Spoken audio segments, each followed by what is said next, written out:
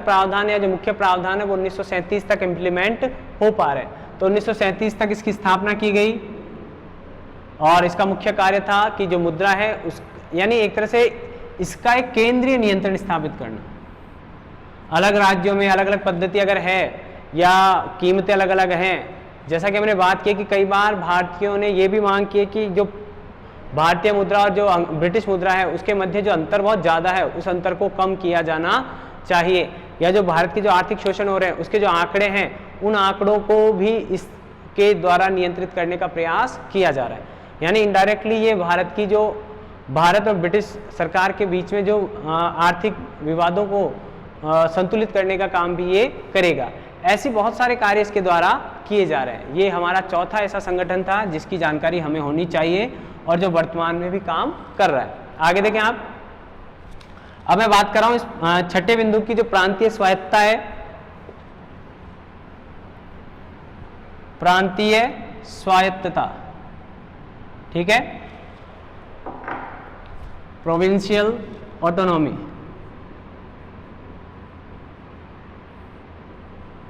प्रांतीय स्वायत्तता, प्रांतीय स्वायत्तता से हमारा तात्पर्य है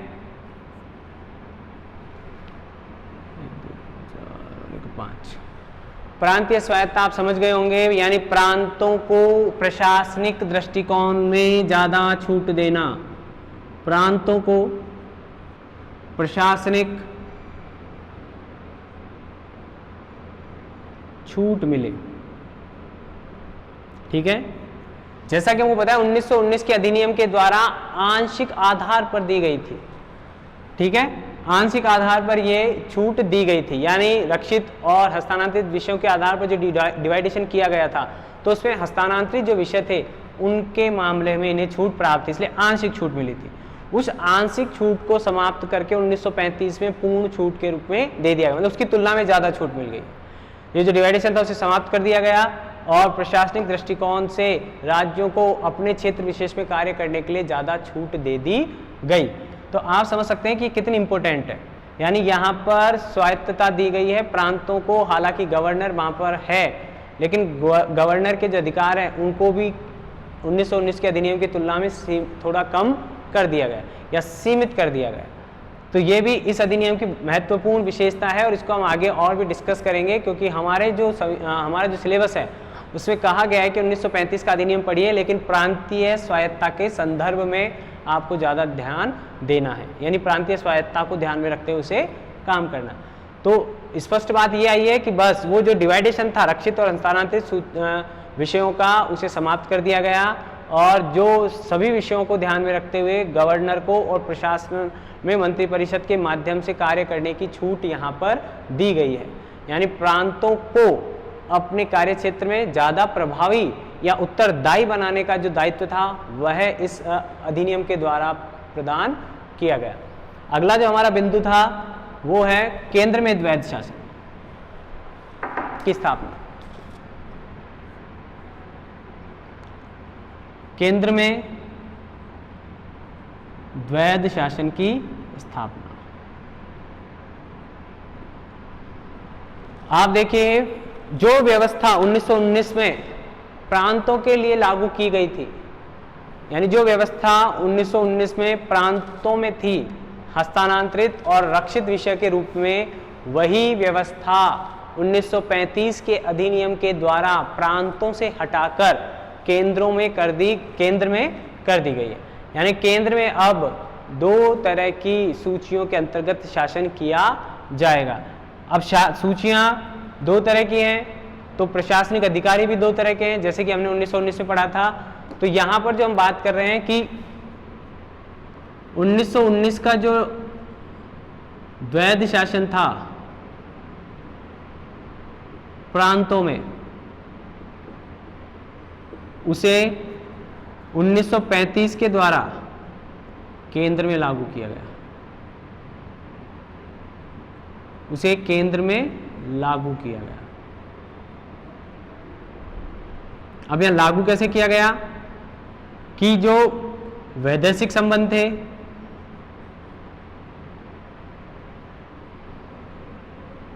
वैदेशिक संबंध, सुरक्षा, धार्मिक मामले,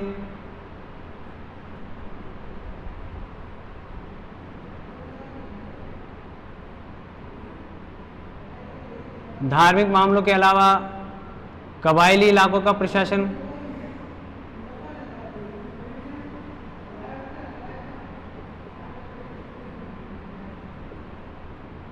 है, ये सब गवर्नर जनरल के अंतर्गत दे दिए गए।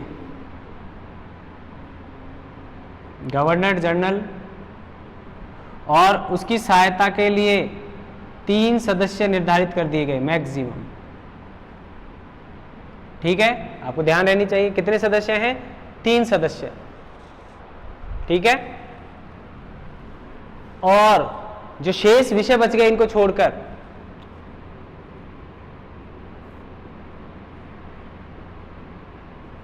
शेष जो सब्जेक्ट बच गए, ठीक है, उन सब्जेक्टों के लिए एक कैबिनेट होगी,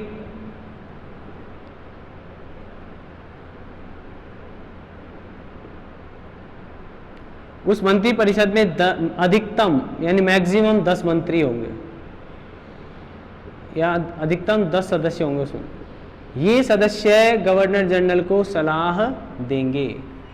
ठीक है, यानी जो जैसे हमने वहां पर देखा था कि मंत्रियों और गवर्नर की जो कार्यकारिणी परिषद थे उसके सदस्यों के द्वारा किया जाता था 1919 के अधिनियम में प्रांतों में, वही काम यहां पर किया जा रहा है मंत्री परिषद के द्वारा। और 3 सदस्य ही जो सहायक सदस्य हैं या उसकी परिषद जो है उसके जो 3 सदस्य हैं उनके गवर्नर जनरल की परिषद में 3 सदस्य शामिल हैं।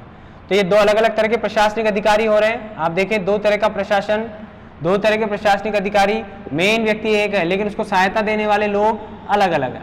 तो ये जो अलग, ये इसे ही क्या कह दिया गया, द्वैध शासन कह दिया गया। कहां पर, केंद्र में। ठीक है, आगे चलें।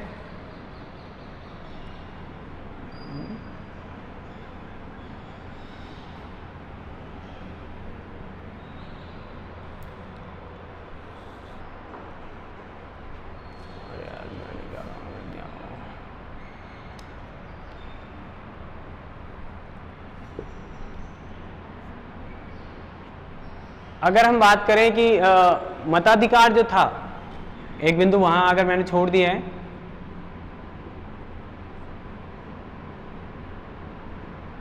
मताधिकार की जो कैपेसिटी थी, जो क्षमता थी, ऐसा माना जाता है कि 1919 के अधिनियम में जहां 10% या उससे भी कम लोगों को मताधिकार प्राप्त करने की कैपेसिटी दी गई थी या क्षमता थी या योग्यता थी या छूट दी गई थी, वो कहते हैं कि यहां तक आते आते 14% लोगों को मतदान करने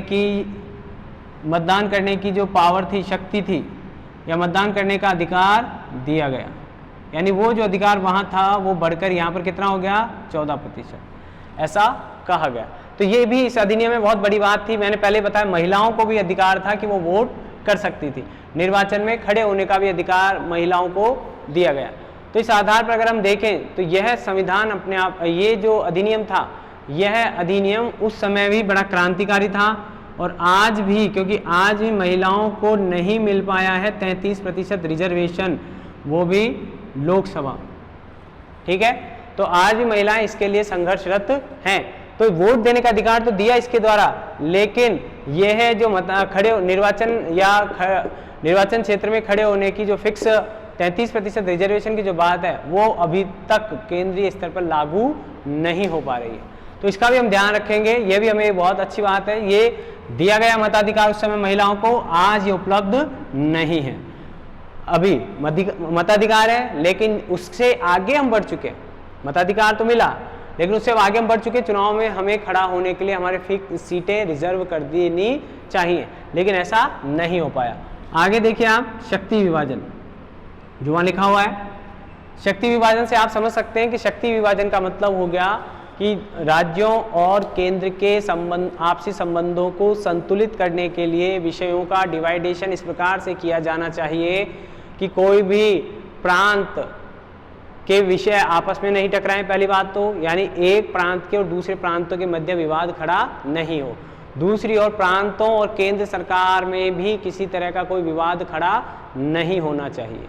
अगर इसे ही प्रांतीय स्वायत्तता माना जाएगा वास्तविक रूप से। अगर विषयों का, जैसे मैंने आपको 1919 के अधिनियम में बताया था कि रक्षित विषयों में रखा गया सिंचाई को, हस्तांतरित विषयों में रखा गया कृषि को, या शिक्षा को रखा गया स्थानांतरित विषयों में, और आंग्ल भारतीयों की शिक्षा को रखा गया रक्षित सूची में। तो ये जो डिवाइडेशन था ये ठीक नहीं हो रहा था, तो आपस में तनाव क्रिएट होते, या जो अव्यवस्था थी या जो कार्य करने की कैपेसिटी थी वो प्रभावित हो रही थी। तो उससे बचने के लिए क्या किया गया, शक्ति का विभाजन किया गया, या हम कह दें विषयों का विभाजन। इसको और क्या कह सकते हैं हम, विषयों का विभाजन।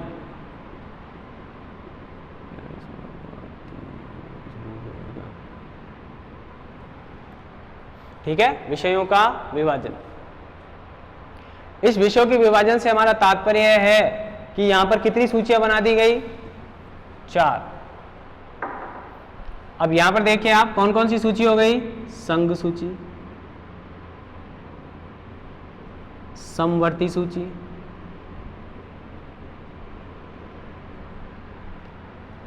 राज्य सूची,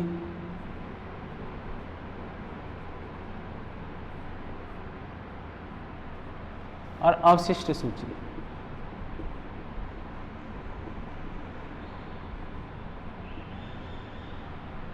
ठीक है, अब आप देखिए इसमें 56 विषय थे, इसमें 59, इसमें 36, और इसमें कोई संख्या निश्चित नहीं थी।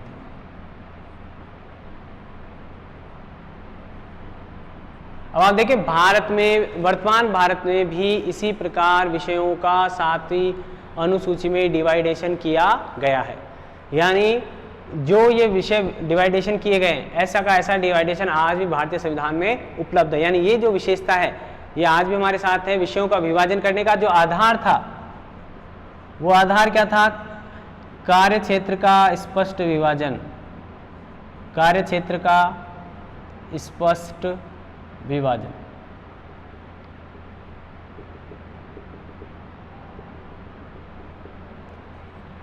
यह विभाजन किस आधार पर किया गया है कि आप खुद देखिए कि अगर हमें स्पष्ट तौर से पता है कि हमें क्या करना है और क्या नहीं करना है, कैसे करना है, या क्या क्या विषय हमारे लिए हमारे अंतर्गत या हमारे प्रशासनिक क्षेत्र के अंतर्गत आते हैं, तो आप किसी अन्य के विषय में हस्तक्षेप नहीं करेंगे, या आपके लिए उस प्रशासन को या उन कार्यों का क्लासिफिकेशन करने के बाद आसान हो जाता है कि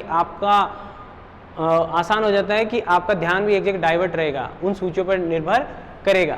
तो अब ये आधार रहा। तो इसमें राज्य सूची में विषय रखे गए सड़क, कृषि, स्थानीय स्वशासन,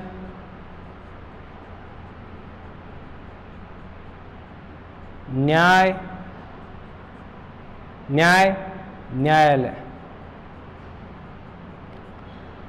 प्रांतीय प्रशासनिक सेवाएं,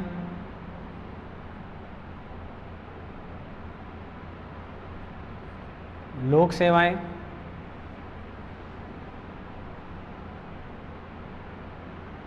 ठीक है। महत्वपूर्ण विषय ये रखे गए। संघ सूची में जो विषय रखे गए वे थे वैदेशिक संबंध, इंपॉर्टेंट है, यही हमें बार बार याद रखने चाहिए। जल, थल, नभ सेनाएं, डाक, तार, मुद्रण, संचार, बैंक और बीमा सेवाएं, ठीक है। समवर्ती सूची में जो विषय रखे गए हैं वो रखे गए हैं विवाह, और विवाह के बाद तलाक होता है, तलाक के बाद से बच गए तो फिर आप समझ सकते हैं उत्तराधिकार आता है, फिर इसकी लड़ाई होने लगती है। अगर आपके कोई उत्तराधिकारी नहीं हुआ तो फिर आपको दत्तक लेना पड़ेगा, ठीक है। दत्तक के अलावा भी आप देखेंगे तो कारखाने या श्रम संबंधी जो सेवाएं हैं या जो मसले हैं वे समवर्ती सूची में रखे गए, ठीक है। समझ में आ गए होंगे आपको। जैसा विषय तो मैं बताना चाह रहा था कि कार्य क्षेत्र यहाँ पर जो विषय रखे गए उसके अलावा इनका आधार रखा गया ऐसे विषय इस सूची में हैं जो राष्ट्रीय स्तर को प्रभावित करते हैं, राष्ट्रीय और अंतर्राष्ट्रीय स्तर को। ठीक है, राष्ट्रीय और अंतर्राष्ट्रीय स्तर से संबंधित हैं या राष्ट्रीय और अंतर्राष्ट्रीय विवादों मसलों से संबंधित हैं। ये राज्य या क्षेत्र स्थानीय मुद्दे हैं, ये राज्य के या स्थानीय क्षेत्र के जो मुद्दे हैं वह ये ऐसे विषय हैं जहां पर राज्य और केंद्र दोनों को सहयोग करते हुए कानून बनाना चाहिए। तो हमने देखा, और अवशिष्ट सूचियां ऐसे विषय हैं जो इन तीनों सूचियों में नहीं थे, यानी विषय धरती पर इतने ही नहीं है कि बस ये विषय टोटल हो गए और ये खत्म हो गए। इसके अलावा जो विषय हैं उन विषयों को अवशिष्ट सूची में रखा गया, या ऐसे विषय जो इन सूचियों के समय नहीं थे या सूची बनाने के समय जो विषय नहीं थे उन विषयों को अवशिष्ट सूची के अंतर्गत रखा गया और उस पर कानून बनाने का अधिकार दिया गया गवर्नर जनरल को। ठीक है,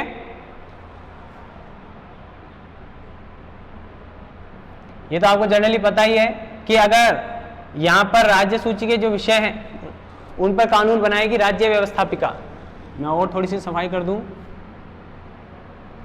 राज्य सूची के विषयों पर व्यवस्थापिका कानून बनाएगी, जिसे विधानमंडल कह दें, राज्य विधानमंडल वह कानून बनाएगा।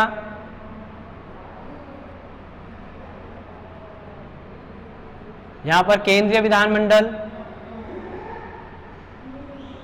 और इसके बारे में कहा जाता है कि अगर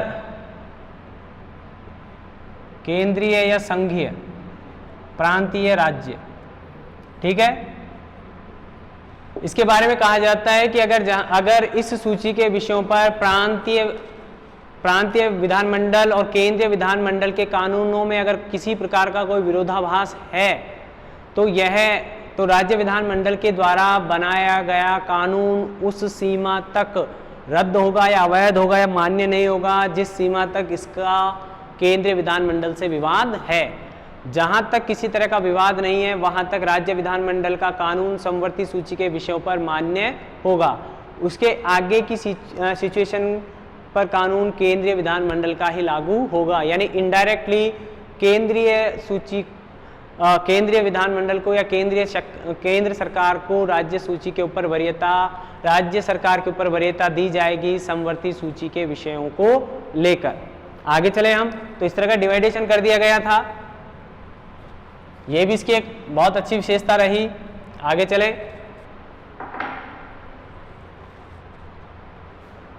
शक्ति विभाजन के बाद है सांप्रदायिक निर्वाचन का विस्तार। सांप्रदायिक निर्वाचन का विस्तार आप समझ गए होंगे, 1919 में इसको बहुत बड़ा कर दिया गया था। आप जानते हैं, सब बड़े होशियार आदमी, थोड़ा ध्यान रखें। आज भी अंग्रेजों की नीति क्या रही थी, क्या डालो और क्या करो, ये फूट डालो। कहने का मतलब आपको याद होना चाहिए, इनका प्रमुख नारा था फूट डालो और राज करो। अब फूट कैसे डालेंगे हमारे यहाँ, हम तो पहले जाति के आधार पर बटे हुए थे, अब संप्रदायों को जाति के आधार पर बटे हुए हम। और आने के बाद तो इन्होंने क्या किया, हिंदू, मुस्लिम, सिख, ठीक है, ईसाई, इन्हें अलग अलग आधारों पर रिजर्वेशन दे दिया निर्वाचन में।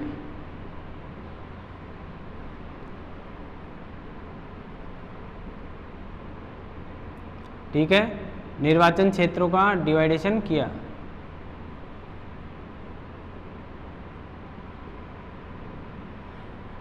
अब ये तो है, अब इसमें हम कह रहे हैं कि विस्तार कर दिया गया, विस्तार किया गया। अब किसको दे दिया गया, दलितों को। अब मैं आपको इसका विवाद समझा देता हूं। 1932 में रैमजे मैकडोनाल्ड ब्रिटेन के प्रधानमंत्री बने, बड़ी अच्छी बात है, मजबूत प्रधानमंत्री रहे होंगे। प्रधानमंत्री हैं तो कुछ अपना प्रभाव भी दिखाएंगे, तो उन्होंने प्रभाव ब्रिटेन में तो दिखाया नहीं, कहाँ दिखा रहे हैं, इंडिया में दिखा रहे हैं। इंडिया में क्या प्रभाव दिखाया उन्होंने, सांप्रदायिक पंचायत की घोषणा कर दी। किसकी कर दी? यहाँ तो अभी तो इतना ही मिला था, हालांकि यहाँ पर और हैं, जमींदार हैं, यूरोपियन हैं, यूरोपियन, अब यहाँ पर भारतीय ईसाई भी हैं, और भारतीय ईसाई भी हैं और यूरोपियन ईसाई भी हैं, आंग्ल भारतीय भी हैं, जमींदार भी हैं, ये भी हैं, वो भी हैं, व्यापारी संघ, सबको दे रखा है, सबका डिवाइडेशन कर दिया इन्होंने, सबको आग लगा दी कि हम भी संसद में बैठना चाहते हैं, हम भी विधान परिषद में बैठेंगे, हम भी विधानसभा में बैठेंगे, इस तरह का लालच दे दिया। तो आप जानते हो कि पद की बहुत भारत में बहुत महत्व है, पद दे दो आप, चाहे छोटा सा ही हो, चाहे काम करने का हो नहीं हो, बस हाँ नाम के आगे जोड़ना है बस। तो इस डिवाइडेशन को बढ़ाने के लिए, इस बात को कायम करने के लिए इन्होंने इस तरह का डिवाइडेशन करने का प्रयास किया। तो ये जो मैं आपको बता रहा था,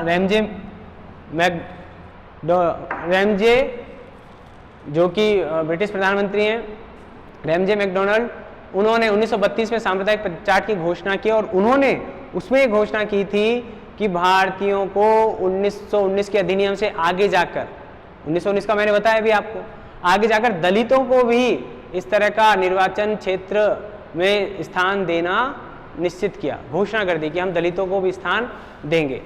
अब आप समझ सकते हैं कि इस बात का प्रभाव पड़ेगा या नहीं पड़ेगा। दलित भी हिंदू समाज से अलग करने की जो अंग्रेजों की नीति थी, उसके विरोध में मिस्टर गांधी यरवदा जेल में अनशन पर बैठ गए। कौन? गांधी जी। अब आप कुछ लोग यो कहेंगे साहब ये एक तो समस्या को समझना और समस्या का सर्वप्रथम समाधान निकालने का जो प्रयास करते हैं गांधी जी अपने स्तर पर, बड़ी मुश्किल से अपने प्राण देने के लिए तैयार हो गए। अब अंबेडकर साहब को थोड़ी दया आ गई, हम ऐसा कहें, या वो उनके भावनाओं को समझ पाए। भाई इनका मूल उद्देश्य क्या है? अंग्रेजों से ही लेना। आप समझ सकते हैं कि गांधी जी क्यों कर रहे हैं इसका विरोध। अगर अंग्रेजों ने दिया तो इनकी स्वामी भक्ति या दलितों की स्वामी भक्ति किसके प्रति रहेगी? ब्रिटिश प्रशासन के पक्ष में रहेंगे, जैसे मुस्लिम रहे आजीवन। अंबेडकर दलित थे, ब्रिटिश प्रशासन के अंतर्गत रहते, अगर वह मांग मान ली जाती या लागू हो जाती तो गांधी जी ने इसका तोड़ निकाला।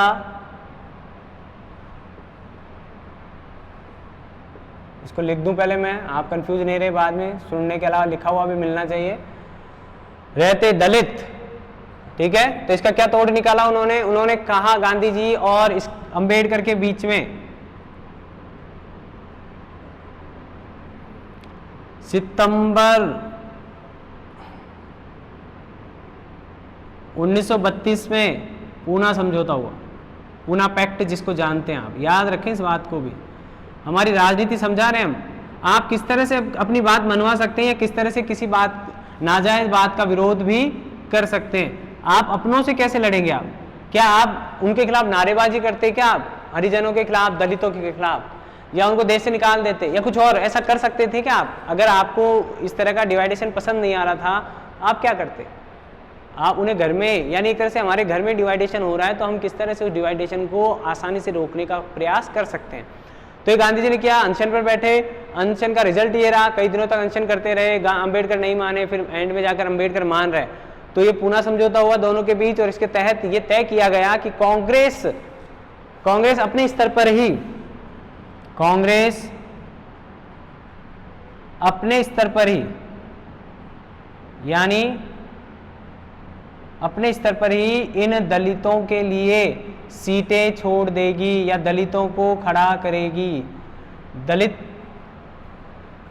उम्मीदवार खड़े करेगी या दलितों के लिए सीटें छोड़ देगी। अब आप समझ गए होंगे कि इसका कारण क्या रहा कि गांधी जी चाहते थे कि जो स्वामी भक्ति ब्रिटिश प्रशासन के साथ रहे वह उनके साथ नहीं रहे। अगर ऐसा रहता तो भारत के डिवाइडेशन के बाद भी समस्याएं बनी रह सकती थी। तो गांधी जी का ये प्रयास सफल रहा और उन्होंने भारतीय या हिंदू समाज के और डिवाइडेशन को रोकने का महत्वपूर्ण काम यहाँ किया। आगे चले।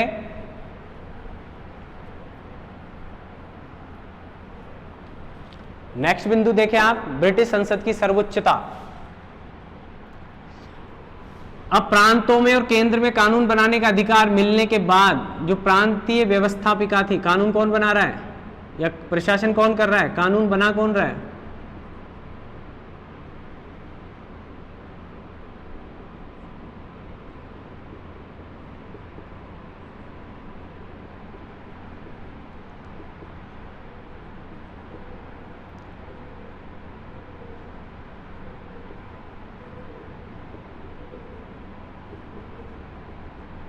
ये दोनों कर रहे हैं, कानून ये बना रहे हैं, लेकिन अंत में उस कानून को ब्रिटिश संसद के द्वारा रद्द किया जा सकता है, यानी इनडायरेक्टली तौर पर यह कानून जो बनेगा उसकी मान्यता ब्रिटिश संसद के द्वारा भी मिलनी चाहिए। अगर वहाँ मान्यता नहीं मिलती है या ब्रिटिश संसद चाहेगी तो उसको कानून को रद्द कर सकती है, रद्द कर देगी, परिवर्तित कर देगी, रद्द कर देगी या उसको चेंज कर देगी। तो हम देख रहे हैं कि इनडायरेक्टली या अंतिम रूप से किसे ये अधिकार दिया गया है कानूनों में परिवर्तन करने का या कानून निर्माण का, ब्रिटिश संसद को। ये ध्यान रखें आप। तो ब्रिटिश संसद के द्वारा जब ये कार्य किया गया तो बहुत अच्छी बात रही कि भारतीयों ने किसी प्रकार का विरोध करने की उनकी कैपेसिटी नहीं थी, वो तो बना सकते थे और रद्द करवा सकते थे। तो हमारा जो संबंध था ब्रिटिश संसद की सर्वोच्चता का, उसका डर भी बना रहता था। इसलिए हम या ये जो संस्थाएं हैं ये कानून बनाने से पहले गहन विचार विमर्श करती थी कि ये भारतीय परिस्थिति के अनुकूल है या नहीं, ब्रिटिश हितों को इससे किसी प्रकार का कोई नुकसान हो रहा है या नहीं, क्योंकि उन्हें पता था कि जहां ब्रिटिश सरकार के और प्रांत के या संघ के हितों में टकराव होगा वहां पर अंतिम रूप से ब्रिटिश संसद ही या ब्रिटिश संसद के द्वारा निर्मित कानून का ही पालन किया जाएगा। आगे चलें आप।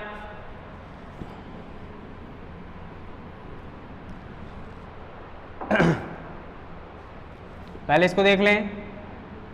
बर्मा भारतीय प्रांतों में शामिल था पहले, मतलब भारत के अंतर्गत आता था, लेकिन 1935 के अधिनियम के द्वारा इसे भारत से अलग कर दिया गया, जो कि 1 अप्रैल 1937 में जाकर लागू हुआ।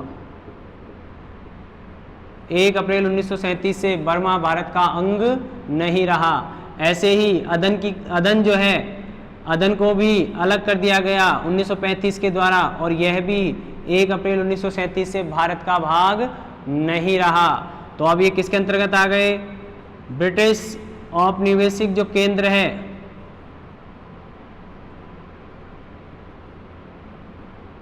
यानी जो ब्रिटिश संस्था है जो संपूर्ण विश्व में जितने भी ब्रिटिश सरकार के औपनिवेशिक शहर, नगर, केंद्र या क्षेत्र हैं, उनका डायरेक्ट प्रशासन जिनके द्वारा संभाला जाता है, उस संस्था के अंतर्गत आ गए दोनों, बर्मा और अदन। ठीक है, यानी अब ये डायरेक्ट उस पार्ट उसके अंतर्गत आ गए, यानी उनके पार्ट हो गए, यानी स्वतंत्र पार्ट हैं जो कि ब्रिटिश गवर्नमेंट खुद देखेगी, जबकि पहले भारत के साथ भारतीय प्रांतों में ये शामिल थे, यानी भारत का डिवाइडेशन हो गया वहाँ पर। अखंड भारत जो हम कह रहे थे, अखंड भारत के टुकड़े कर रहे हैं अंग्रेज, और कुछ नहीं कर रहे हैं। भारत जो बहुत बड़ा विशाल क्षेत्र रखता था, उसे अंग्रेजों ने धीरे धीरे करते करते भारत से अलग कर दिया, और 1935 के द्वारा इन दो केंद्रों को विशेष तौर पर भारत से अलग किया गया, बर्मा और अदन। बरार में जो सिस्टम किया उन्होंने, बरार निजाम के अंतर्गत था, यानी प्रशासनिक दृष्टिकोण से ये निजाम की संपत्ति था या निजाम के क्षेत्र में आता था, लेकिन प्रशासनिक दृष्टि से, नाम मात्र की बात नहीं कि प्रशासनिक दृष्टि से इसे मध्य प्रांत में जोड़ दिया गया, यानी प्रशासन के अंतर्गत इसकी गिनती कहाँ हो रही है? मध्य प्रांत में। और ये कुछ नहीं था, एक विरोधाभास पैदा करने के लिए था, व्यवस्थाओं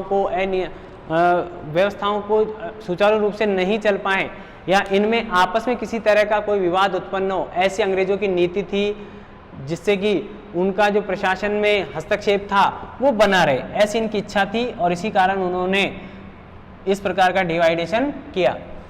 भारत परिषद का अंत देखो, भारत शासन अधिनियम 1858 के द्वारा भारत परिषद का गठन किया गया था, जिसमें भारत मंत्री था और जो भारतीय मुद्दों को वहां उठाने का काम करता था। तो अब भारत मंत्री जो थे, उनकी जो कार्यकारिणी थी या ये जो परिषद थी, इसको समाप्त कर दिया गया। उसकी जगह कार्यकारिणी समिति बना दी, जिसमें सहयोग के लिए सदस्य रखे गए जो कि भारत मंत्री का सहयोग करते थे। ठीक है, और भारत मंत्री के जो कार्य प्रांतीय स्वायत्तता प्रदान करने की वजह से इसकी जो कुछ शक्तियां थी उन शक्तियों को भी कम कर दिया गया। पहली बात तो इसका अंत कर दिया गया। कार्यकारिणी जो थी भारत मंत्री की, उसके 2-3 सदस्यों को रख दिया गया, ज़्यादा नहीं, ज़्यादा बड़ी कार्यकारिणी नहीं रखी। और उसके अलावा प्रांतीय स्वायत्तता जो मिली उसके कारण भी इसकी शक्तियों में कमी आ गई थोड़ी सी। ठीक है, तो भारत शासन या भारत परिषद की स्थापना के कारण 2 परिवर्तन आए ये इस परिषद में, अंत कर देना और कार्यकारिणी नहीं बनाना। भारत परिषद, क्योंकि इसके खर्चे को लेकर बहुत विवाद था। आप देखिए 1919 में भी ऐसी डिमांड उठी थी। 1919 में इस परिषद को खत्म करने की डिमांड की गई थी, लेकिन उन्होंने इसे समाप्त नहीं किया। इसकी सदस्य संख्या में कमी कर दी थी, यानी इसका गठन जो था या संगठन जो था उसे कम कर दिया था, उसको सीमित कर दिया था, लेकिन समाप्त नहीं किया। यह समाप्त कब हो रहा है? 1919 के भारत शासन अधिनियम के अंतर्गत। ठीक है, तो और तीसरी, ये मैंने जो अंतिम तौर पर जो आपको लिखा ही नहीं, ये आपको पता है कि आज जैसे अगर मैं बात करूं, ये इसमें आगे और लिखाएंगे क्योंकि गवर्नर और आएगा अभी। अगर इसमें मैं बात करूं तो ब्रिटिश गवर्नर और जो गवर्नर जनरल हैं उन्हें असीमित शक्तियां तो नहीं कहेंगे, लेकिन ऐसी शक्तियां प्राप्त थी जो विधायिका के कार्यों में हस्तक्षेप कर सकती थी या विधानमंडल के द्वारा बनाए गए कानूनों को सम्राट तक पहुंचने से पहले या ब्रिटिश संसद से के पास पहुंचने से पहले ये भी रद्द कर सकते थे। दोनों ये हस्तक्षेप कर सकते थे आर्थिक मामलों में, ये हस्तक्षेप कर सकते थे प्रशासनिक मामलों में, और ऐसी कोई परिभाषा नहीं थी कि किन मामलों में ये हस्तक्षेप करेंगे और किन मामलों में ये हस्तक्षेप नहीं करेंगे। इनका मानना था या इनकी जो सोच थी वह सिर्फ अंततोगत्वा ब्रिटिश हितों का ध्यान रखना,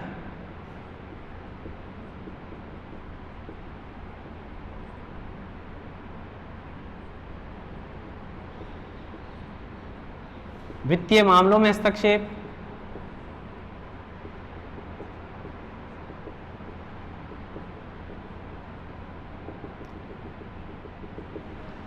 क्योंकि वो जो विशेष क्षेत्र था या विशेष परिस्थितियां थी उनकी परिभाषा कहीं भी निश्चित नहीं थी। यानी हालांकि ये काम इनको करने थे, हस्तक्षेप जो था वह करना था विशेष परिस्थितियों में, लेकिन विशेष परिस्थितियों की परिभाषा कहीं भी लिखी हुई नहीं थी। बस अगर हम समझे साधारण शब्दों में तो ब्रिटिश सरकार का जो हित था, ब्रिटिश हितों का संरक्षण करना था। अब जहां जहां ब्रिटिश हितों का संरक्षण हो रहा है, भारतीय हितों का संरक्षण भी हो रहा है, वहां कोई टकराव नहीं है। लेकिन जहां ब्रिटिश हितों का और भारतीय हितों का टकराव हो रहा है, वहां ये दोनों गवर्नर और गवर्नर जनरल ब्रिटिश हितों को वरीयता देते थे, जिससे भी इस अधिनियम के द्वारा प्रावधान भी थे, जिससे कि उन दोनों हितों को लेकर भारत में और ब्रिटिश लोगों में, भारतीयों में ब्रिटिशों में विवाद उत्पन्न होते थे, तनाव उत्पन्न होता था, क्योंकि इसमें ऐसे प्रावधान थे। तो ये हमने देखे कि हमने ये देखा कि आज 1935 के भारत शासन अधिनियम की क्या क्या विशेषताएं रही हैं। अब इन विशेषताओं को ध्यान में रखते हुए मैं आपको बताना चाहूँगा कि अगला, अब ये तो हमने पढ़ ही ली, अब हम आगे चले। हमारा जो अगला बिंदु है उसको समझने से पहले हम बात कर लें थोड़ी सी। अब हम आगे क्या क्या देखेंगे? प्रांतीय स्वायत्तता, प्रांतीय स्वायत्तता। ठीक है, ये हमारा मेन बिंदु है। प्रांतीय स्वायत्तता के अंतर्गत हम देखेंगे पहले तो प्रांतीय सरकारें।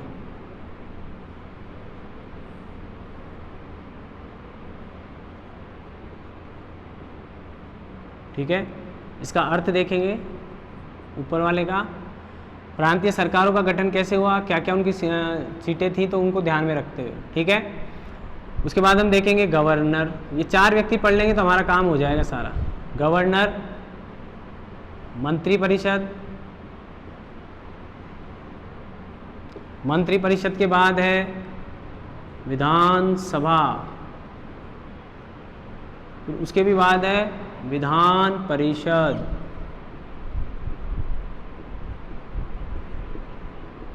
ठीक है।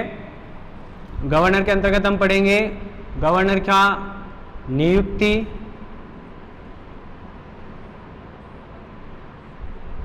35 के अंतर्गत क्या परिवर्तन आए उसकी स्थिति में और उसकी शक्तियां, और शक्तियों में भी पढ़ेंगे विधायी, कार्यपालिका, इसको क्या क्या राइट थे, जैसे अभी हमने लास्ट बिंदु, इसलिए मैंने उस लास्ट बिंदु को आपको बताया, विधायी, कार्यपालिका, वित्तीय, स्वविवेकी हैं, ये सारी तीनों स्वविवेकी शक्तियां।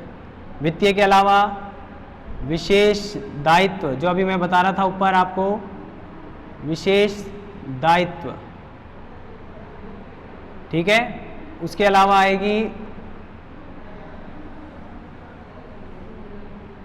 अध्यादेश,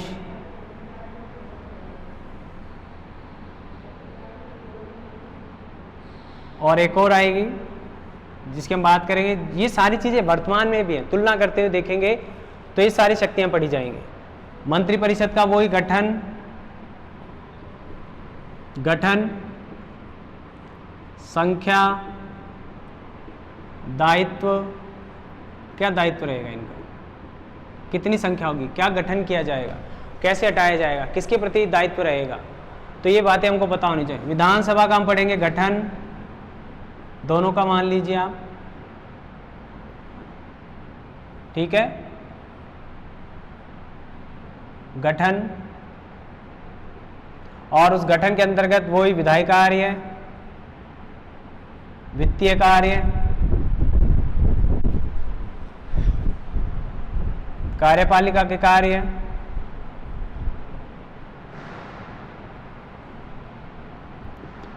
इसके बाद हम पढ़ेंगे कि जो ये देखें आप, ये सारे जो रिलेटेड हैं आज की व्यवस्था से भी रिलेटेड है।